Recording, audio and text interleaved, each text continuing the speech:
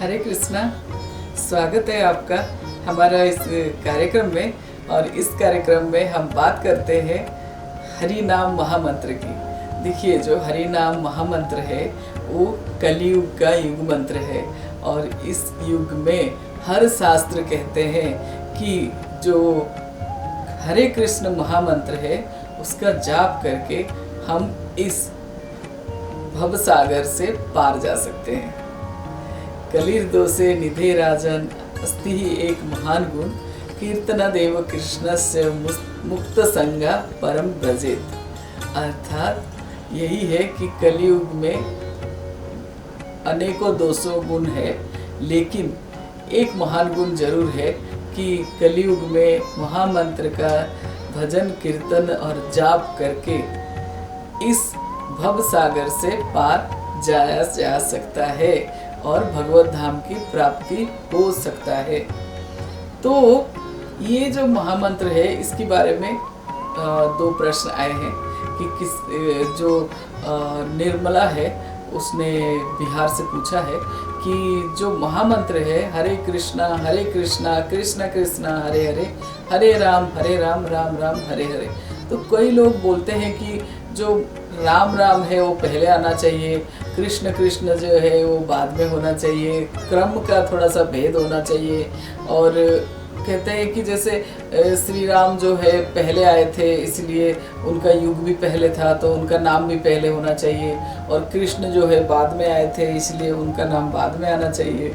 ये जो लोगों में भ्रांति है ना, ये इसके बारे में क्वेश्चन था, तो मैं बताना चाहती हूँ इसके बारे में कि हमारे शास्त्र क्या कहते हैं। देखिए, शास्त्र के हिसाब से राम और कृष्ण कोई अलग नहीं है, एक ही है और उनका महानता भी एक ही है।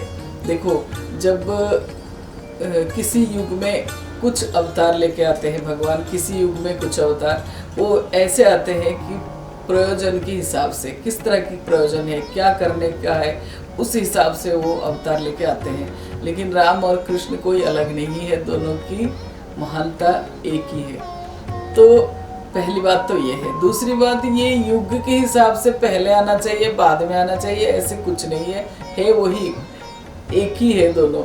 तो जो महामंत्र बनाया गया है ये गोलोक से आया हुआ है। और ये जो हरे कृष्ण महामंत्र है इसमें शुरू में हरे कृष्ण कृष्ण कृष्ण हरे हरे, हरे राम राम राम हरे हरे ये आता है।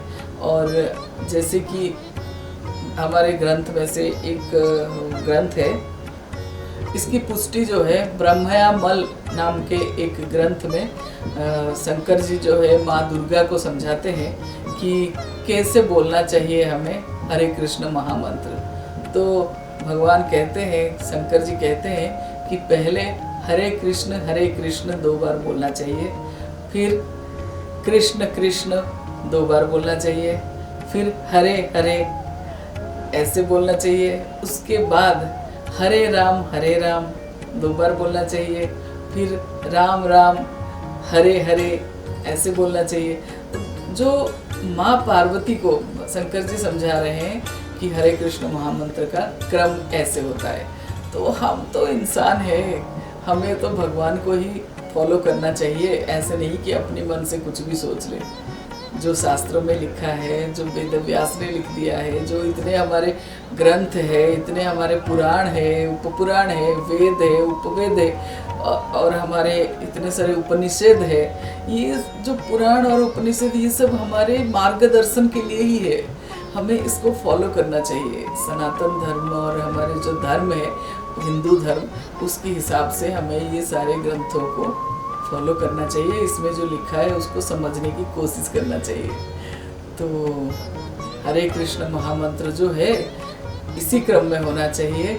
हरे कृष्णा कृष्ण कृष्ण हरे हरे, हरे राम राम राम हरे हरे। हरे कृष्णा।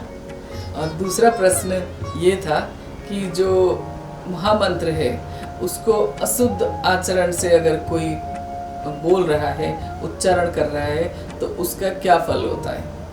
तो देखिए, जो महामंत्र है हरे कृष्ण कृष्ण कृष्ण हरे हरे, हरे राम राम राम हरे हरे, इसका अशुद्ध उच्चारण, मतलब जैसे कृष्ण को कृष्ण बोला और कृष्णा बोला या कृष्णा कृष्ण बोला, तो इस तरह की जो भी उच्चारण है ना, कोई कोई करते हैं और ज़्यादा बार बोलते बोलते उनका गलती उच्चारण में हो जाता है। लेकिन जो हमारा ग्रंथ कहते हैं, जो हमारे पद्म पुराण में लिखा है, शुद्धम विशुद्ध वर्ण व्यवहारित रहितम तारयस्तेव सत्यम, अर्थात जो भगवान का नाम है उसका उच्चारण में शुद्ध अशुद्ध का भेद नहीं होता है। भगवान का नाम आप किसी भी तरह से लो, वो भगवान को ही माना जाता है। और देखिए, जैसे कोई बच्चा है तोतला के बोलता है, चाहे वो माँ बोले, चाहे वो मम्मा बोले, चाहे वो अम्बा बोले, चाहे वो अम्मा बोले, है ना, माँ उसको समझ ही लेती है। तो इसी तरह से अगर आप भावपूर्ण और अपराध रहित होके भगवान को पुकार रहे हैं, भगवान का नाम ले रहे हैं, अगर उसमें थोड़ा सा अशुद्धता हो जाता है, तो त्रुटि हो जाता है, तो भी भगवान उसको माफ़ कर देते हैं और भगवान जो है आपके ऊपर अपनी नाम की कृपा बनाए रखते हैं। देखिए, जो नाम प्रभु है, जो हम नाम जप करते हैं ना, हमारे ऊपर नाम प्रभु कृपा करते हैं। और नाम प्रभु ये सब नहीं देखते हैं कि आप बोलते हुए कहाँ पे स्पेलिंग मिस्टेक कर दिए।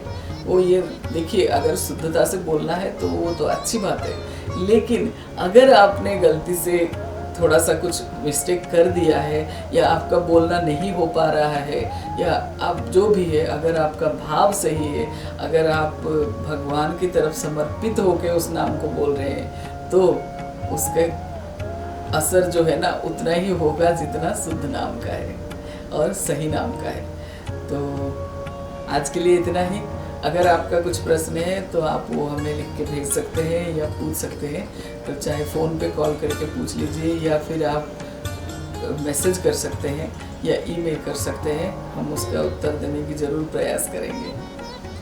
हरे कृष्णा। आपका दिन शुभ हो और मंगल।